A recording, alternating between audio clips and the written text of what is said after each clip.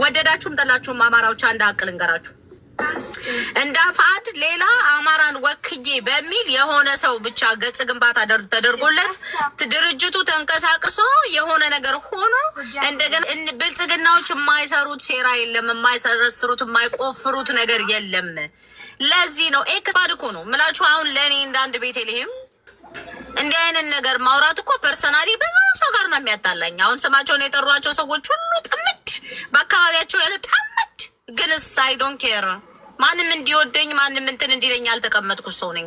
የአማራን ህዝብ እውነት ግን ተወደደም ተጠላ ጠያቄ ትውልድ መፍጠር አለብን። አይ አይደለም ቤቲ ተሳስተሻል፣ እኛ እንደዚህ ነው ምናምን ብሎ የሚመጣ አካል ካለ እናያለን። በዛ ላይ እኔ እንዳልኳችሁ አየሽ አንቺን አስሮ ያዘሽ እኮ ትክክለኛ ጥቃቱ ስለገባሽ ትግሉ ምን እንደሆነ ስለገባሽ የትም አልሄድሽም። እነዛ እኮ በእውነት ነው የምልሽ የአብይ አህመድ ውሾች። እኔ ይሄ ገድ ላይ ወተት ሰጠሽው የሚጠባ ውሻ ታውቂያለሽ? እነዛ አሁን የምታያቸው ሰዎች እነ በለጠ ሞላና ይሄ ምናምን እንደዛ ነው የማያቸው። እኔ በእውነት ነው የምልሽ ዚያር ውሾች እኮ ነው የምልሽ ቡችላ። እና ሲጀመር ጀምሮ አብን ሁሉንም አልኮንንም። እኔ ጀግኖች አሉ እንደነ ክርስቲያን ታደለ አይነት ገባሽ? ስንቶቹ እዛው አሁን ፍሮንት ላይ ያሉ ጀግኖች አሉ። ሁሉንም እንትን አንለውም። ከነዚህ እጅግን ፈልቅቆ የሚያመጣ ቢመጣና እነኝን ሰዎች ቢወገዱ እኔ አብንን እንደገና ማቋቋም ይቻላል። ጎጃም ምን ዋጋ እንደተከፈለበት አውቃለሁ። ገባሽ? ህዝባችን ለአማራ ትግል ትኩረት ሰጥቶ ወደፊት እንዲመጡ በምርጫም የተቀጣበት አካባቢ ነው እና እኔ ውስጤ እዛ ድረስ አለ። ብዙ ልጆች ውስጥ ያለው ስለማውቃቸው ነው። ሪል በቃ የአማራ ኮዝ ያላቸው እነኝማ ቡችሎችን ታያቸው። በእውነት ነው የምልሽ እንዴት እንደሄዱ በቃ በጣም ነው የሚቀፉኝ። መገለጫ የላቸውም እነኝህ ሰዎች እና እኔ በእነሱ ልክ ግን አላየው። ብዙ በቃ ቀልብ የሚገዙ የአማራ ጀግኖች አሉበት ውስጡ። እነ ጀግናው ክርስቲያን ታደለ ቢገቡ እኮ እነሱ ፓርላማ እኮ ገብተዋል ታውቂያለሽ። ግን ቡችላ መሆን አልቻሉ።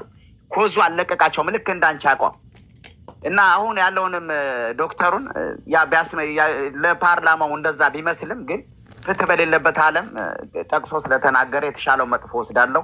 ብዙ አልኮንነውም እኔ። ከዛ በተረፈ ቤትዬ ቅድም ዶክተር ፕሮፌሰር አልክሻቸው ነገርኩሽ እኮ ከሆዱ ያለፈ አስተሳሰብ አላየንበትም። የባህሪ ለውጥ አላየን። የአማራን ኮዝ እንኳ ዛሬ እኮ የአማራ እኮ ሙር ቢኖር እኮ ታውቂያለሽ ምንድን ጠመንጃ ያስፈራል እንዴ? አዲስ አበባ ገብተሽ ለመታገል የአማራን ኮዝ የጥለሽው ከዚህ በላይ ምንም ያታግል ነገር አለ? የአማራን ህዝብ ጥቃት ሼፕ ለማድረግ እውቀት ቢኖራቸው ማለት ነው። ገባሽ? ከኛ የተሻለ ብዙ የሚያከራክራሽ የሚሰሩበት የአማራ ኩሪል ኮዝ እኮ በእውነት ተነግሮ የማያውቅ እውነት ፖለቲካን ኤክሰርሳይዝ የሚያደርግ ሰው እኮ በአማራ ኮዝ ላይ ፖለቲካ መስራት ካልቻለ በቃ ይሄ እኮ ውሻ እኮ ነው። በእውነት ነው የምልሽ ቡችሎች እኮ ናቸው እነኝህ። በዚህ ላይ መስራት ያልቻሉ ምሁር ናቸው እንድትይኝ አልፈልግም። ገባሽ? እኔ በእውነት ነው የምልሽ ምሁር ተብለው ሊወሰዱ አይገባም። በለጠ ሞላ በተለይ በእውነት ነው የምልሽ ቆሻሻ ደግሞ የኢኖቬሽን ምናምን ሰው ምናምን በጣም ቆሻሻ ራሱን አለርት ማድረግ ያልቻለ የአማራ ኮዝ ምን እንደሆነ ጠንቅቆ የማያውቅ ግን ውሻን ልንገርሽና ከዚህ ውጭ መገለጫ የለውም። ከማንኛውም ከኔ ከተራው ሰው ቁጭ ብሎ አሁን መናገር አይችልም። ሞራል የለውም። እውነቴን ነው የምልሽ በየት እንደመጣ የት እንዳለፈ የት ላይ እንደተቀመጠ ራሱን ማወቅ አይችልም። ይህ ሰውዬ በጣም ያሳፍራል። የአማራ እናቶችን ሞት በአማራ ላይ የሆነ ሁሉ ማሰብ ትችያለሽ። ታውቃለሽ? የአማራ ምሁር ነኝ ብሎ ዛሬ ከዚያ ያለፈ ፖለቲካ መስራት የሚፈልግ በሙሉ በእውነት ሆዱ በስማ እኔ በእውነት ነው ሰውነት ያስጠላል። ከእነዚህ ሰዎች ጋር መቆም ራሱ እና አብን በዚያ ልክ አላየውም። ግን እኔ ብዙ ጀግኖች ስላሉ ጀግናው ክርስቲያን ታደለ አየሽ በቃ ኮዙ ምን እንደሆነ ግን የኛዎቹ ብችሎች ብዙ በቃ ሲያኩበት ነው የከረሙት። ያ ነው የሚያስጠላን አብን ውስጥ። ለማንኛውም ቤትዬ ስድብ አደረግኩት በጣም በእነሱ የአብን ጉዳይ ብሶት ስላለበት ነው። በቃ እንደ አንድ አማራ ያንገበግበኛል እኔም እና ያንን ነው የምለው። በተረፈ አንቺን ሳላመሰግንሽ አላልፍም። እንደ ሁሌው አየሽ ይከታተል ስለነበረ በንቃት የአማራን ኮዝ የምታውቅ ነው። የኢትዮጵያ ፖለቲካ በእኛ ላይ የሚሆን ነው። ሁሌ የሚረሳ ነገር አይደለም። ብዙ ጊዜ የምንከፍለው ዋጋ እና በዛ ላይ አብን ሲመጣም እንዴት እንደሆን እናውቀዋለን። ውስጣችን ነበረ። በውጭም ስታደርጉት የነበረውን እኔ ይከታተል ነበረ እና መልካም ነገር ነበረ ውስጣችን የነበረው ነገር ታውቂያለሽ። ብዙ በቃ ውስጣችንን ፌድ ያደረገ ነገር አለ። ለዛ ነው የተሳደፉት። ያንቺም ጥንካሬ እስከዛ ያደርሳል አለሽ። ከአማራ ኮዝ አልተለያየሽም። እግዚአብሔር በእውነት ያንቺን እኔ በቃ ቪክትሪ ነው ማየት እንፈልገው። ሰላም እንግሊዝ ቤት እያመሰግናለሁ። ወንድም አለም በጣም አመሰግናለሁ። ላንተም ግን አሁን በህይወት አለ ላልከው ቃልዬ ማለት ነው። ህይወት ለመዝራት እኮ ነው ቡጥ ቡጥ እያሉት እኮ አብን ህይወት ተዘርቶለት የአማራ ድርጅቱ ነው ለመምጣት እንደ አፋድ አብን ሌላ የአማራ ድርጅት የፖለቲካ ድርጅቱ ነው ለመምጣት ነው አሁን እየተንገዳገደ ያለው። ወደዳችሁም ጠላችሁም አማራዎች አንድ ሀቅ ልንገራችሁ። እንደ አፋድ ሌላ አማራን ወክዬ በሚል የሆነ ሰው ብቻ ገጽ ግንባታ ተደርጎለት ድርጅቱ ተንቀሳቅሶ የሆነ ነገር ሆኖ እንደገና ሌላ በታምር አይደረግም። እንደ እናንተ ሞኞች እኮ ናችሁ። ብልጽግና እንደዚህ ነው። አሁን ብልጽግና አማራን ለመከፋፈል አፋድ የሚባል አካል አለ፣ ፋኖ እንደገና ሌላ አብን የሚባል ብልጽግናዎች የማይሰሩት ሴራ የለም፣ የማይሰረስሩት የማይቆፍሩት ነገር የለም።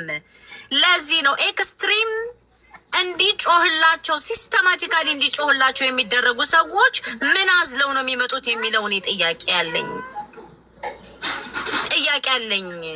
ለዚህ ነው እንዴ እማወራችሁ እኮ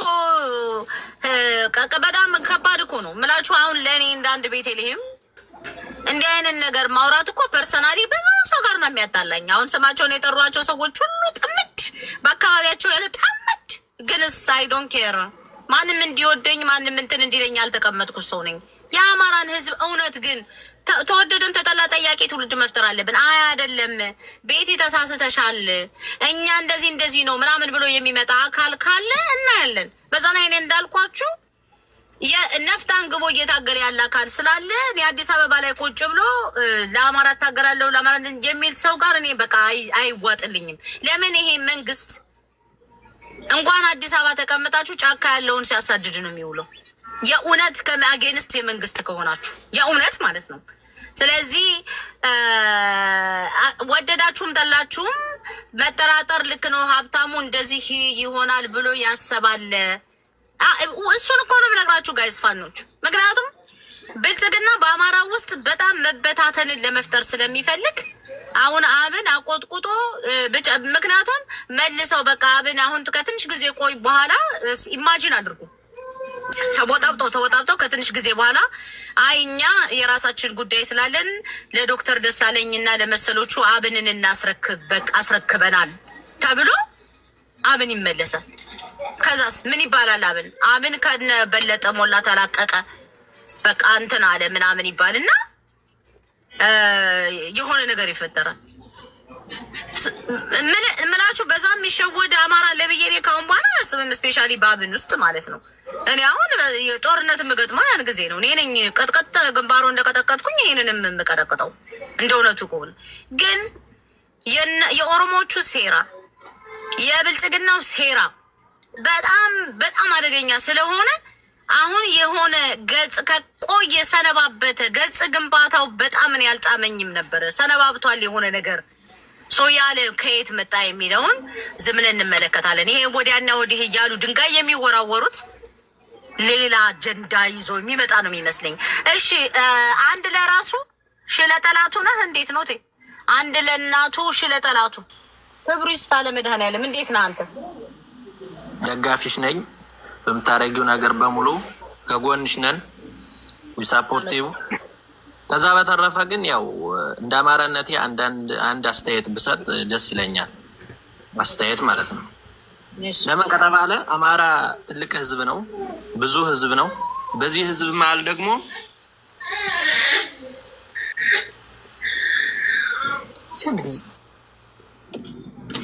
ይኖረዋል። ይህ ህዝብ በዚህ ትግል ውስጥ የተለያየ ሀሳብ እንደዚህ ቢሆን እያለ ሀሳብ ያነሳል። በዚህ ሀሳብ ውስጥ አንዳንድ የአማራ ፖለቲከኞች አሁን የምናያቸው እንደነ አኪራ ምናምን የተለያዩ ፖለቲከኞች በእኔ ሀሳብ ካልሄድክ አንተ እንደዚህ አይነት ፓርቲ ነኝ ሳይል በእኔ ሀሳብ ካልሄድክ አንተ ትግሬ ነህ ወይ ኦሮሞ ነህ ወይ የብልጽግና ደጋፊ ነህ የሚባል ነገር ሰው የራሱን ሀሳብ እንዲህ ቢሆንስ ብሎ የራሱን ሀሳብ ይዞ ሲመጣ ለምንድን ነው ስም የምንሰጠው? የሁሉን ሀሳብ ተመካከረን አንዱ ነን። ለምሳሌ ቤተልሔም እህታችን ቤተልሔም የሆነ ሀሳብ ካመጣሽ ያንቺን ሀሳብ በእኔ ሀሳብ ስላልሄድሽ ብቻ ያንቺን ሀሳብ ማግለል እንደዚህ ጠቀሜታ የለውም። የሁሉን ሀሳብ እኩል መያዝ አለብን።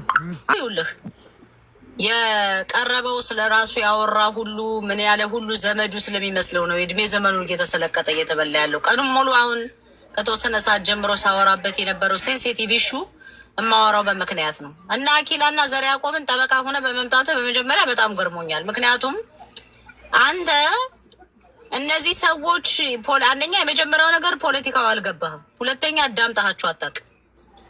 እየሰሩ ያሉት እየፈጠሩት ያሉት ዳሜጅ እንደ አማራና የአማራ ፋኖ መሪው የእነሱ ደጋፊ አይደለሁም እኔ የእነሱን ሀሳብ አልደግፍም። የእነሱን ሀሳብ ካልደገፍክ እነሱ አማራ ናቸው ትግሬ ናቸው ተብሎ ታፔላ ተለጠፈላቸው ብለህ ለምን አጀንዳ ይዘህ መጣ? ኖ ማንኛውም ሀሳብ ማንኛውም ሰው አማራ ብዙ ህዝብ ነው። ያ ህዝብ ደግሞ የተለያየ ሀሳብ ይዞ ይመጣል። የተለያየ ሀሳብ ሲያመጣ ደግሞ በምን አረጋገጥክ? እነሱ ከሚሰሩት ስራና ከሚያደርጉት ዴጋ አኳያ እነዚህ ሰዎች በሚገርም ሁኔታ የአማራ የፋኖ መሪዎችን ሲሳደቡ የሚውሉ 48 ሰዓት አንድም የአማራ መሪ ሲደግፉ አላየንም። ሁሉንም ሲያንቋሽሹ ሲመቱ የሚውሉ ሰዎች ናቸው። እኛ እኮ የተቃወምናቸው በሚሰሩት ስራ እንጂ የአይናቸው ቀለም አላማረንም ብለን እኮ አይደለም የተቃወምናቸው። ከእነሱ ጋር ልዩነት የፈጠር ነው ሰምተናቸው ነው አዳምጠናቸው ነው ያደረጉ ያሉትን ነገር ስለምናውቅ ነው። ስለዚህ አንተ ካላዳመጥክ መጀመሪያ እኔ ቤት ስትመጣ አዳምጥ። ጠላትና ወዳጅህን ለይተህና እንደናንተ አይነት ከብት ነው እኛን ዋጋ እያስከፈለን ያለ። አማራ ብሎ ያለ ሁሉ አማራ እየመሰለህ እሱን ተከትለህ መተህ ዘር ያዕቆብ አኪላ ትላለህ። በአማራ አንድ ነገር ልንገርህ፣ ከፍተኛ ሴራ እየተሰራበት ያለ ህዝብ ነው አማራ። በሚገርም ሁኔታ ማለት ነው። እንደኔ አይነት እና ጥቂት የነቃን ሰው ማስረጃ አለኝ ቤት ይሸሌናት ይላችኋል። ምንድነው ማስረጃ? ቪዲዮ ነው ነው ወይስ ምንድነው?